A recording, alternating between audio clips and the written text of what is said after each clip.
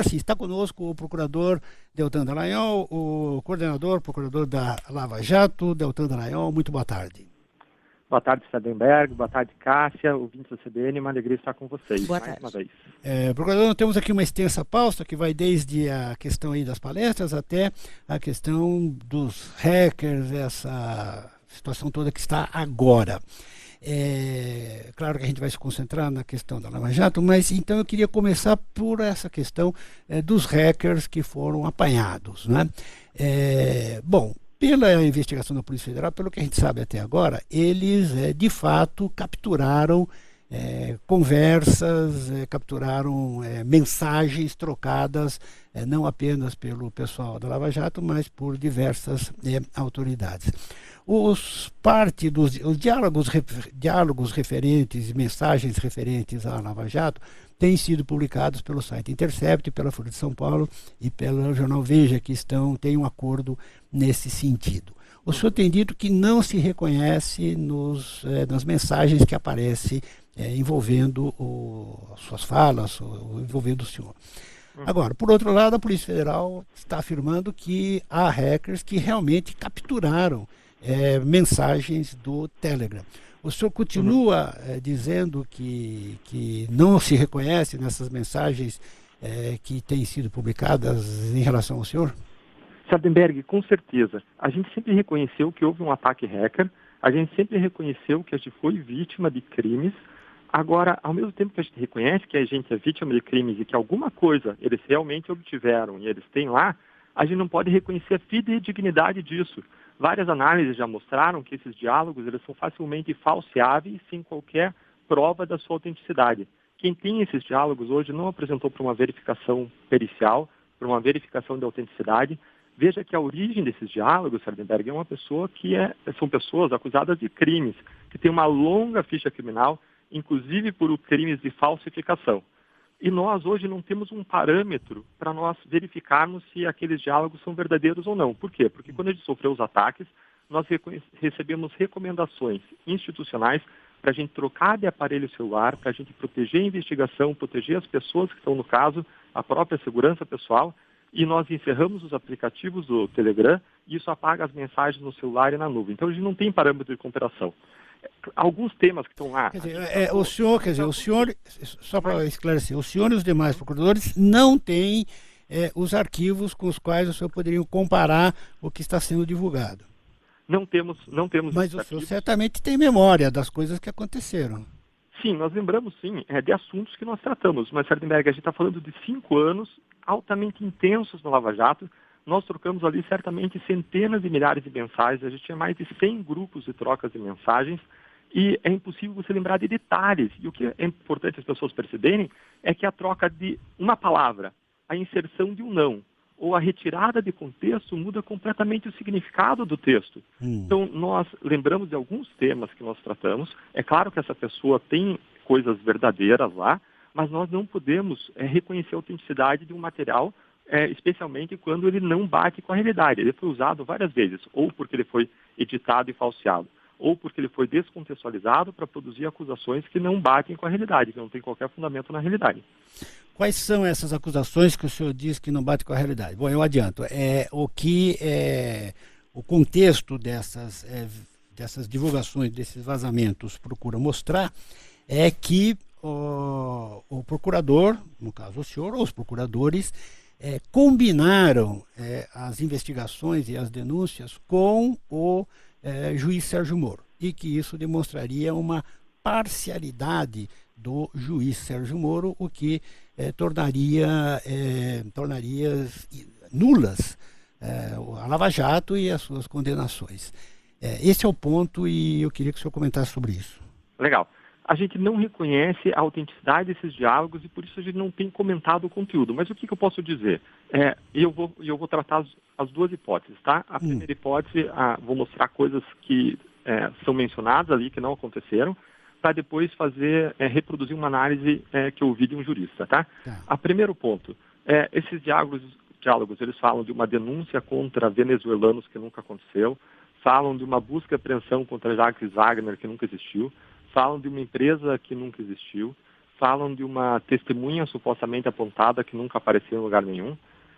Fala de destinação de dinheiro pela vara para fins publicitários que nunca aconteceu. Ou seja, tem uma série de coisas ali que não batem com a realidade comprovada, com a realidade com os fatos. Esse caso do Jacques Wagner, por exemplo, foi bem citado. Ele tinha acabado de ser eleito senador e foram divulgadas mensagens em que, supostamente, vamos colocar, se combinava, os procuradores combinavam dar um mandato de busca e apreensão na casa dele para dar um susto, alguma coisa assim. O senhor diz que isso não aconteceu. Quer dizer, que o mandato de busca não aconteceu, mas o pedido, o arranjo não aconteceu. Então, é impossível de lembrar de detalhes de conversas que a gente teve. Existiram investigações? Existiram. Eu não posso comentar eventuais investigações em andamento. Agora, o modo como esse diálogo aí foi colocado é um modo absolutamente improcedente, esse suposto diálogo. O modo como colocaram esse suposto diálogo foi para dizer que se objetivava fazer uma busca-apreensão naquele momento para influenciar as eleições. Ora, isso é absurdo. Esse suposto diálogo, a data que é apontada ali, caso ele tenha existido, eram 2 dias úteis antes das eleições. É impossível você fazer uma análise de materiais, um pedido, você fazer, o juiz decidir, a polícia se programar e executar uma busca-apreensão em 2 dias. Esses supostos diálogos, Sarney, eles estão sendo usados enviesadamente, de modo político, para fazer acusações de coisas que evidentemente não procedem, nem mesmo dentro da própria lógica desses supostos diálogos, essa acusação não procederia. Mas eu queria fazer uma análise geral, porque não vai dar para a gente... Então, isso, exatamente. Esse é o ponto que eu queria abordar com o senhor antes de entrar nessa questão aí das palestras, que é um detalhe, mas enfim, que é o seguinte, qual o nível de coordenação que pode haver entre o procurador e o juiz, e que houve no caso da Lava Jato, porque o juiz, ele de certo modo, ele também ele instrui o processo, né? Porque ele autoriza depoimentos, autoriza busca de prova, autoriza condução coercitiva, etc. Isso tudo é uma operação complexa. Até que ponto o procurador pode combinar essas coisas com o juiz sem colocar um viés acusatório no processo? Ótimo, excelente questão. A partir desses supostos diálogos surgiu um discurso da suspeição do juiz. O que é a suspeição? A suspeição, no segundo Código de Processo Penal, acontece em algumas hipóteses, como, por exemplo, quando o juiz é amigo íntimo de uma das partes ou quando o juiz tem um interesse pessoal na causa. Então, a partir da Lava Jato, a partir desses supostos diálogos, vamos supor que eles fossem verdadeiros, tá? Vamos fazer um exercício mental. A partir disso, e de acordo com uma conversa que eu tive de acordo com contatos que eu tive com reflexão de juristas, eu posso tirar 4 hipóteses, tá? A primeira hipótese é a hipótese de que o juiz era suspeito porque ele era amigo íntimo do procurador, no caso eu. Seria amigo íntimo do Deltan. Isso tem alguma base na realidade? Não. Eu nunca frequentei a casa do juiz, ele nunca frequentou a minha casa, nunca fomos aniversários um do outro, nunca ficamos discutindo assuntos de foro íntimo, pessoal, profundos, um com o outro. Segunda hipótese, não, então esse juiz, ainda que não seja amigo íntimo, esse juiz, o que ele fez, ele atuou de modo interessado naqueles casos, daquelas supostas mensagens que vieram à tona. Vamos analisar essa possibilidade. As supostas mensagens que vieram à tona envolveram desde Lula, a Vacari, a Sérgio Cabral, Eduardo Cunha, e não só políticos, envolveram funcionários da Petrobras, como Pedro Barusco, operadores financeiros, como os Luiz Cornic, lavadores de dinheiro profissionais, empresários da Camargo Corrêa, Odebrecht. Qual é o interesse pessoal comum que um juiz teria em relação a toda essa gama de pessoas, a não ser produzir justiça? É muito difícil imaginar um interesse comum que exista, a não ser esse.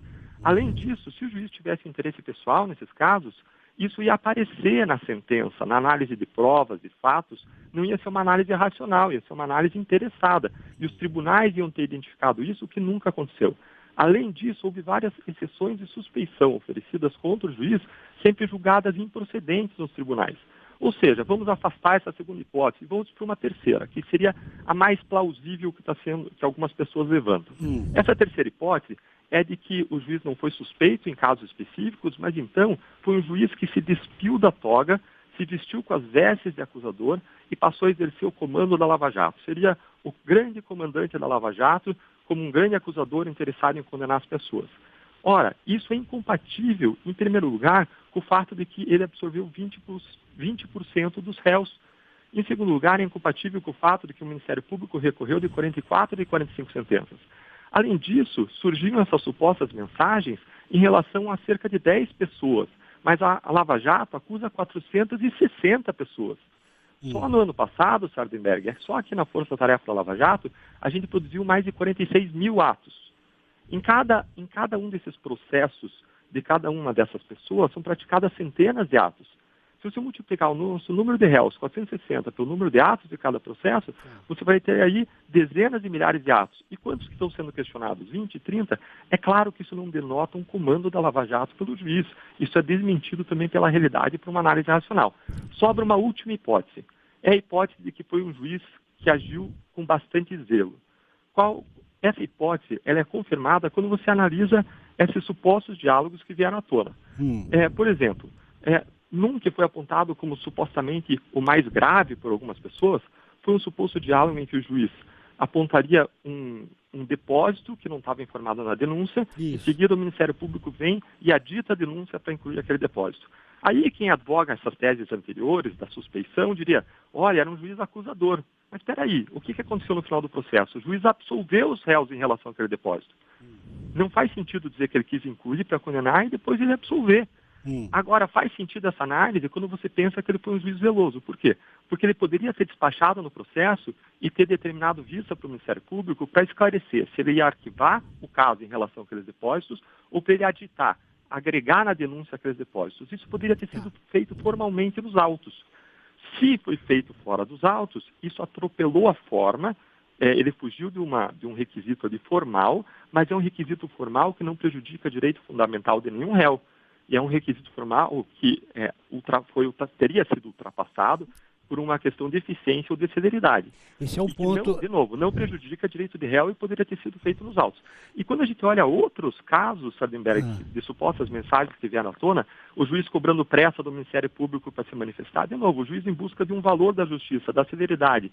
Ou ainda quando o juiz supostamente reclama de recursos oferecidos pelo Ministério Público. De novo, buscando eficiência do processo. Ou ainda, quando ele ajusta a data de operações. Ajustar a data de operações acontece em todas as operações.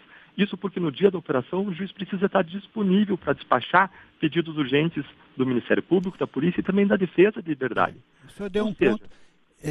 Dá licença, o senhor deu um ponto em que o senhor falou, olha, isso aqui poderia ter sido feito formalmente, mas foi feito informalmente. Isso que o senhor chama de formalidade que não foi cumprida, mas que não causou problema, muitos outros juristas chamam de falta de garantia. O que o senhor chama de formalismo, eles chamam de garantia, garantismo, né? E que não pode haver nenhuma conversa desse tipo. E aparentemente o senhor teve conversas desse tipo com o juiz Moro, né? Combinando datas, essas coisas todas. A pergunta isso, na sua opinião, isso pode ser feito sem nenhum problema? Sardenberg, eu não reconheço, de novo, o conteúdo desses supostos diálogos. Eu não tenho como aferir a autenticidade deles, a origem deles. Em criminosos, inclusive pessoas que têm ficha corrida por falsificação. Dito isso, eu posso prestar contas e devo prestar contas para a sociedade sobre o que eu fiz, sobre o que é real, sobre o que aconteceu na realidade. Eu tive conversas com o juiz? Tive sim. Como advogados tiveram conversas com o juiz. Isso é muito normal no processo brasileiro, especialmente na justiça penal, porque nós atuamos como procuradores do Ministério Público em todos os casos que estão numa vara federal. E antes de começar o processo, existe a investigação que só atua o Ministério Público, a polícia e o juiz. E nós vamos defender o caso. Nós somos advogados da sociedade. A gente tem que ir lá, a gente tem que buscar convencer o juiz. E a gente vai lá e apresenta nossas razões. Então, tive sim conversas, tive. Qual é o limite ético dessas conversas? O limite ético é o limite da justiça, o limite da busca da verdade, da busca dos valores da justiça, eficiência, celeridade e assim por diante. Quando você fala que foram ultrapassadas formas, que alguns veem nessas formas garantias, esse é um ponto muito importante para a gente explorar. A forma, ela pode ter um significado de garantia e, nesse caso, ela não pode ser afastada. Por exemplo, quando existe a previsão de que tem que ter um prazo para a defesa apresentar os seus argumentos, para apresentar a sua visão, essa é uma forma que não pode ser superada, sob pena de você suprimir a ampla defesa. Agora, quando você tem uma forma que determina a intimação do Ministério Público, para ele prestar informações de modo mais rápido, por exemplo, para ele agilizar uma manifestação dele, é a supressão dessa forma de ser feita nos autos ou ser feita por meio de uma ligação de um servidor da vara para um servidor do Ministério Público pedindo, olha, seria bom se manifestasse rapidamente porque tem um réu preso e é bom que a liberdade dele seja apreciada aqui pelos tribunais competentes. Isso não tem nada de errado, isso não fere direito fundamental de réu nenhum, pelo contrário, isso favorece um réu. Então a gente tem que distinguir as formas que prejudicam direitos fundamentais e as formas que não prejudicam direitos fundamentais. Quando você menciona o estabelecimento de datas de operações, Sardenberg, isso não é nenhuma forma de processo. Ali não foi se suprimido nada. Ali foi se estabelecida uma data para que o juiz pudesse estar disponível. Isso aconteceu ao longo da operação. Não estou falando dos diálogos, estou falando da realidade. Isso aconteceu. Nós reconhecemos em diversos momentos que aconteceu. Isso é regular, isso é lícito, isso é legítimo. Agora, isso é apresentado com sensacionalismo como se fosse legítimo quando não é. Veja que, se o juiz não estiver disponível, quem que vai despachar o pedido de liberdade do réu? Quem vai despachar se você vai fazer uma busca e apreensão no lugar? E se descobre que tem uma casa do lado, que também pertence ao mesmo criminoso, a pessoa que é investigada, e você precisa estender aquela busca e apreensão para a casa do lado, quem que vai despachar? Você precisa do juiz disponível. Então você precisa ajustar com o juiz uma data em que ele esteja disponível para você operacionalizar essas medidas. Isso é perfeitamente legítimo. Cássia Godoy? Procurador Deltan Dallagnol, queria falar com o senhor a respeito da reportagem de hoje do jornal Folha de São Paulo, que foi realizada a partir de mensagens obtidas pelo site Intercept, analisadas em conjunto com o jornal. Essa reportagem afirma que o senhor recebeu pagamento por uma palestra no ano de 2018 de uma empresa citada em um acordo de delação premiada em caso de corrupção da própria Operação Lava Jato. Na reportagem, o senhor é ouvido, diz que o senhor fez a palestra e quando soube que essa empresa tinha sido citada em uma delação da Lava Jato, o senhor pediu afastamento dessa investigação específica. Eu pergunto ao senhor, e no jornal o senhor menciona que é muito difícil saber do envolvimento de muitas empresas que podem potencialmente estar envolvidas em casos de corrupção. O que um caso como esse ensina ou outros casos semelhantes em relação a procedimentos futuros de segurança que o senhor possa adotar para palestras, para que não haja brecha aí para uma eventual acusação de conflitos de interesse por parte do senhor? Cássia, excelente pergunta. Quando a gente faz uma palestra remunerada, essa palestra é legal, ela é legítima, ela é equiparada à atividade docente, é a única atividade que promotores e juízes podem desempenhar além da sua função, é uma atividade privada que a gente faz compatível com o trabalho e mais, convergente com os objetivos do nosso trabalho. O objetivo é divulgar o combate à corrupção, ensinar e debater algo bom para a sociedade, debater cidadania, integridade, algo totalmente convergente com o que eu faço no meu dia a dia. Bom, vamos agora a esse caso específico. E mais, antes disso. Só uma coisinha, só uma coisinha. Antes desse caso específico, quer dizer, o senhor considera então normal, quer dizer, é legal que os procuradores deem aulas e façam palestras remuneradas. Isso, é perfeitamente legal. Legal. Agora, o senhor acha ético? Eu acho também. Eu posso explicar detalhadamente até isso. Primeiro, essas palestras, assim como aulas, são previstas na Constituição como atividade permitida para membros do Ministério Público e para membros do Judiciário. Essas palestras, eu informo a realização dessas palestras, assim como de atividade docente de aulas para a Corregedoria. Elas são feitas de modo compatível com o meu trabalho e mais, de modo convergente. Elas são informadas em imposto de renda. A maior parte das palestras que eu faço são gratuitas e ainda em relação às palestras remuneradas, embora seja legal, eu possa ficar com o dinheiro, como já reconheceu o CNMP e o próprio Ministério Público Federal, embora não importe o que eu faço com o dinheiro, por uma decisão pessoal, ainda assim eu dou grande parte dos recursos para atividades beneficentes, como, por exemplo, para um hospital que trata de câncer infantil. Essa atividade, ela também é moral. Ela não é apenas interesse próprio meu, mas ela também atende o interesse da sociedade, que é promover um debate sobre atividades relevantes para a sociedade, um debate sobre cidadania, um debate sobre combate à corrupção, um debate sobre integridade, é promover esse debate. Eu entendo como ela sendo perfeitamente legítima, legal e moral. Indo para o caso específico, a gente pode aprofundar até em relação a eventuais vítimas, eu não tenho problema nenhum de discutir isso, sabe?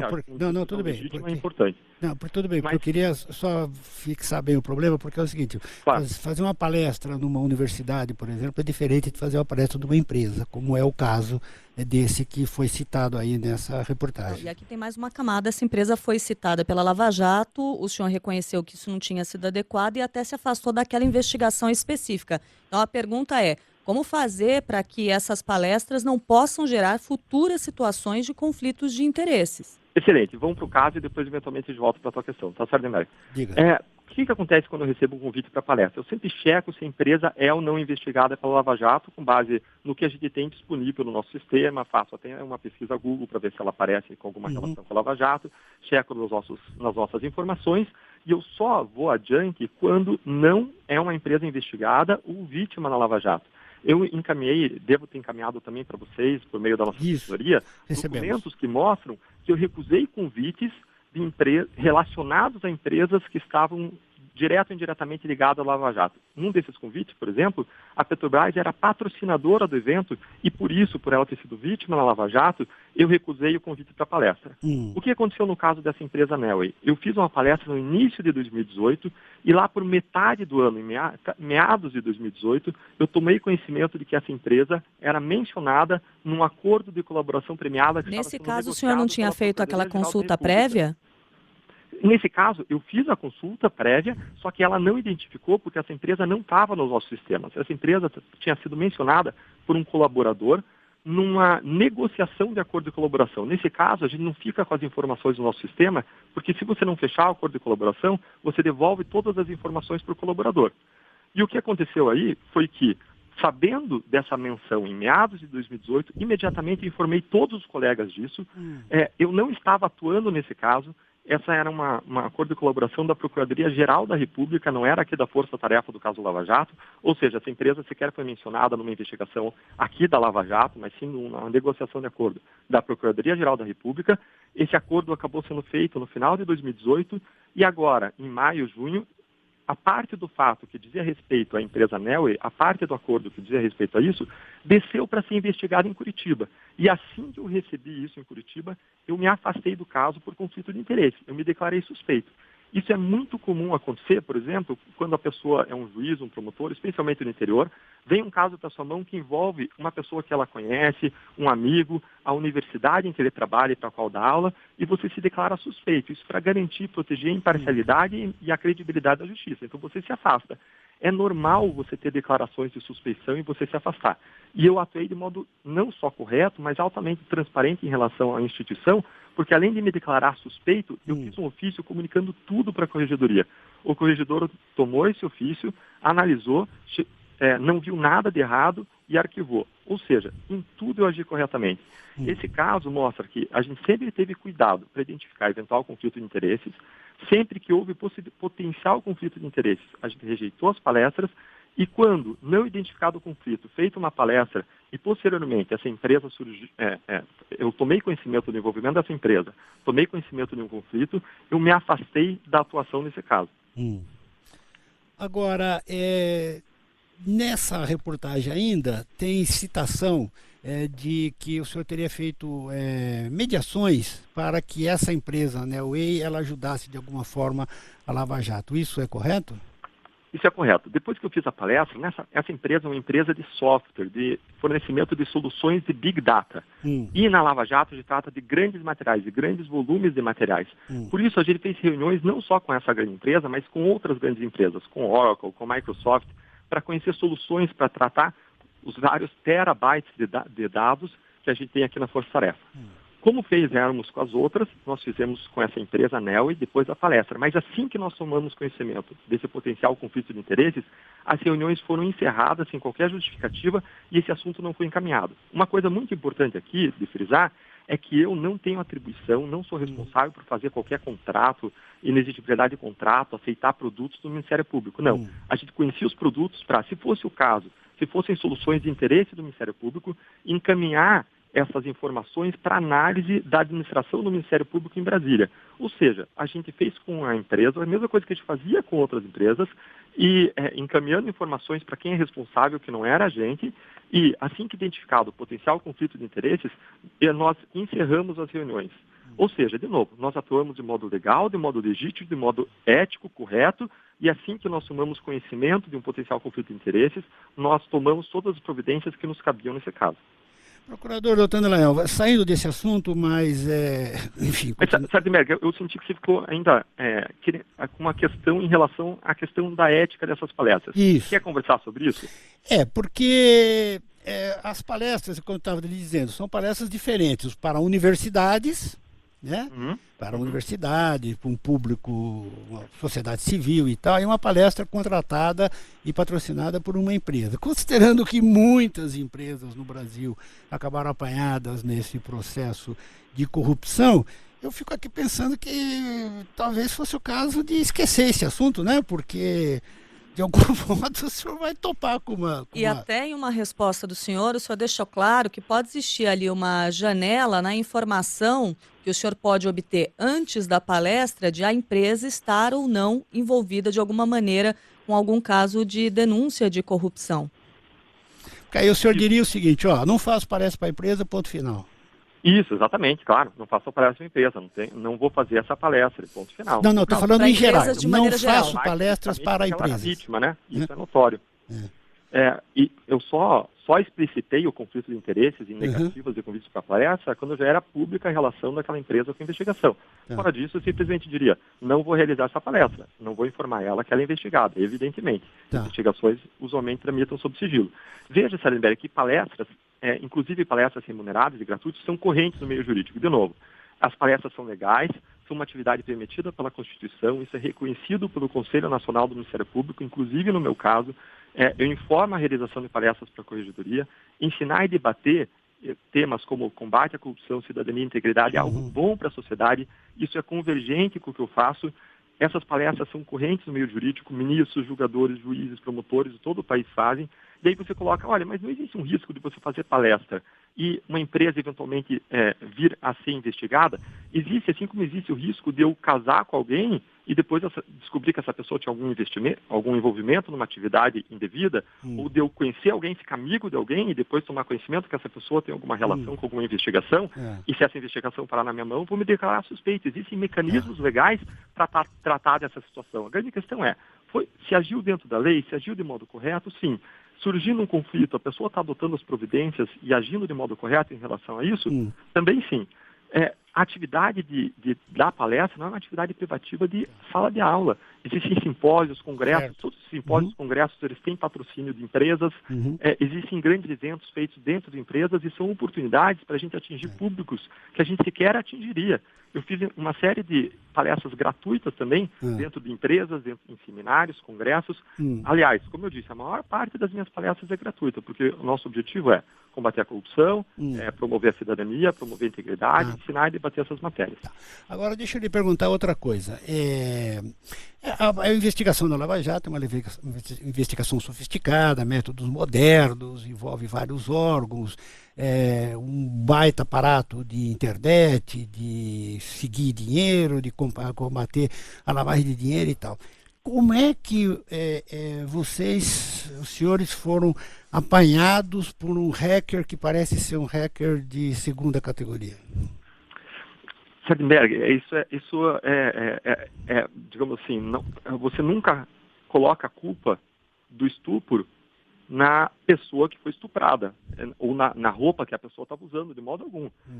Cada pessoa tem liberdade de agir do modo como que ela entende adequado agir. Se você está agindo de modo legal, se você está agindo de modo correto, e vem alguém que comete um crime contra você não é o culpado do crime. Eu não estou dizendo que é culpado, mas eu estou dizendo que, como autoridade responsável por um caso tão importante, os senhores deveriam tomar mais cuidados, mais proteção. Nós tínhamos cautela. Agora, você precisa fazer, ao mesmo tempo, o trabalho funcionar. Veja que nós somos um grupo de 18, 19 procuradores, nós somos 63 servidores só na Força Tarefa aqui em Curitiba. Nós viajamos com alguma frequência por razões de investigação, para tratar do caso, para Brasília, para reuniões, e nós precisamos manter as engrenagens rodando. Isso faz com que grande parte dos debates aconteça pessoalmente, mas que grande parte dos debates também aconteça por meio de aplicativos e trocas de mensagem.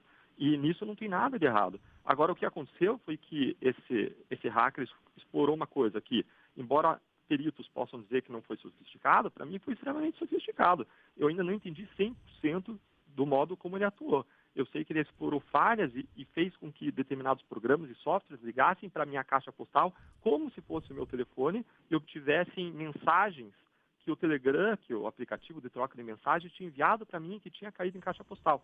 Olha, eu não entendo 100% disso, para mim é sofisticado.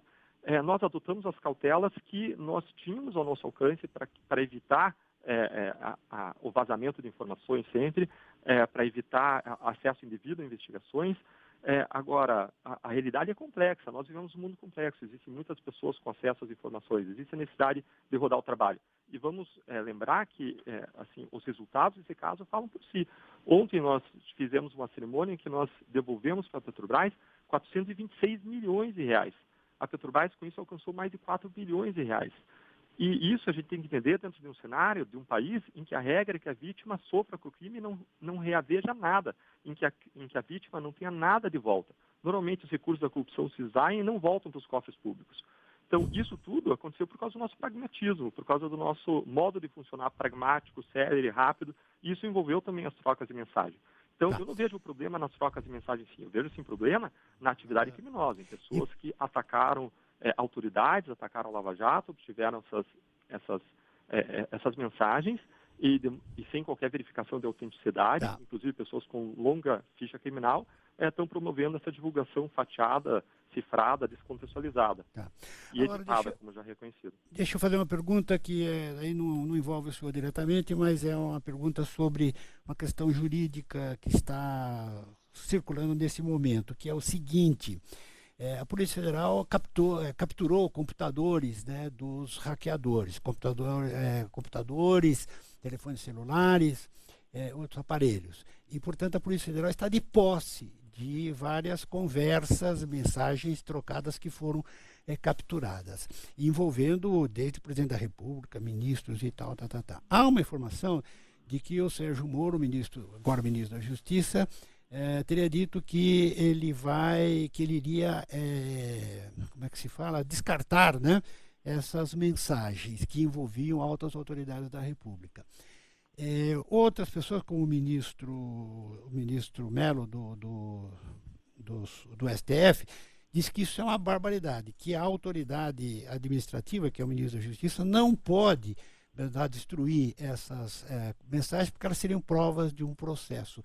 O que o senhor acha como um procurador de justiça?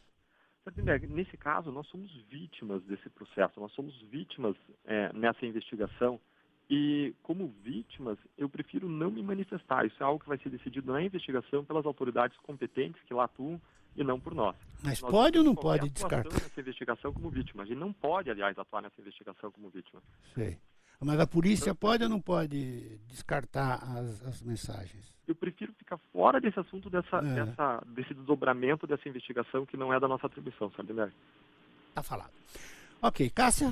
Da minha parte, concluída. Procurador Deltan Dallagnol, muito obrigado por sua entrevista aqui na CBN, do CBN Brasil. Sardenberg, obrigado a você, obrigado aos ouvintes. Eu queria só deixar um registro final de que a Lava Jato ela não para, ela está continuando, é um trabalho que segue em pleno vigor, não só com a devolução ontem de 425 milhões de reais para a Petrobras, mas ela não pode parar porque a corrupção no Brasil ela não pode mais compensar.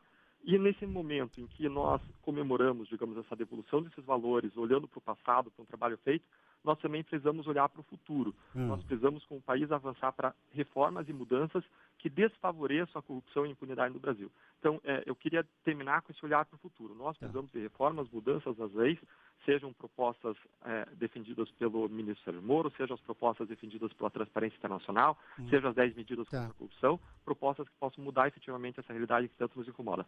Muito obrigado, Sardenberg, muito obrigado, Cássio, obrigado, ouvinte. Uma última coisinha, a Lava Jato é uma força-tarefa, ela está com prazo até? Ela está com prazo até agora, agosto, setembro, e agora ela vem sendo renovada ano a ano, desde o seu início. Nós temos aqui uma equipe de mais de 60 pessoas, e é um trabalho em pleno vigor, em plena continuidade. E quem renova ou não renova é o Procurador-Geral da República. Isso, essa é uma decisão que compete a ela, mas nós sempre tivemos a confiança do Procurador-Geral da República para que a gente possa seguir esse trabalho. Não é um trabalho de pessoas, Sandemir. Esse é um trabalho das instituições, institucional, de várias instituições e dentro de cada instituição de várias pessoas.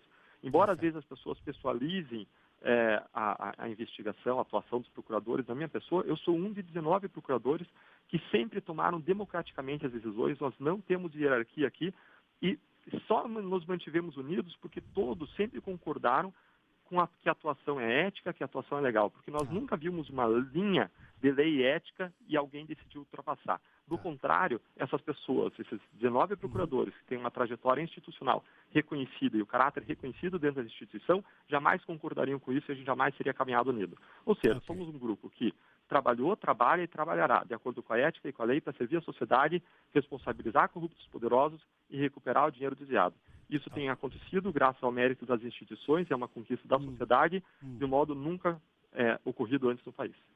Procurador Deltan Dallagnol, mais uma vez, muito obrigado por sua entrevista aqui na CBN. Muito obrigado, Sanderberg. Um abraço a todos. Até mais, tchau, tchau. Gostou de nossos vídeos? Então se inscreva em nosso canal no YouTube, marque o sininho de notificação e dê aquele like. Assim você estará incentivando para que outros vídeos possam ser postados.